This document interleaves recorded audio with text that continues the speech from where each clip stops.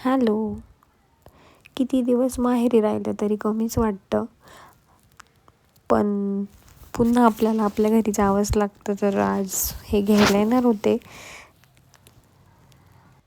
2 ते 3 दिवसाची माहेरची सुट्टी कधी संपली ते पण कळलं नाही. सगळ्याच लेडीजचं असंच असतं. लग्नाला कितीही वर्ष झाले तरी माहेरची ही ऊब ही प्रत्येकासाठी ही वेगळीच असते. आपल्या सासरी कितीही काहीही असू द्या, पण माहेरची ऊब ती माहेरची ऊब.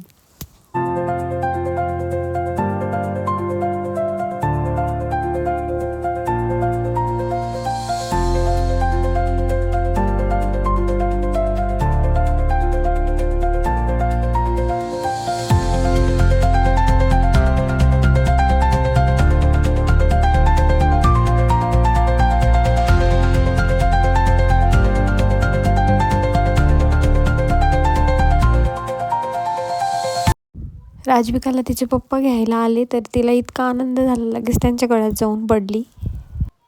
तिला एवढं नाही करमत मामाच्या घरी, पण धनराजला खूप करमतं. जाताना सगळ्यांना बाय करत होती.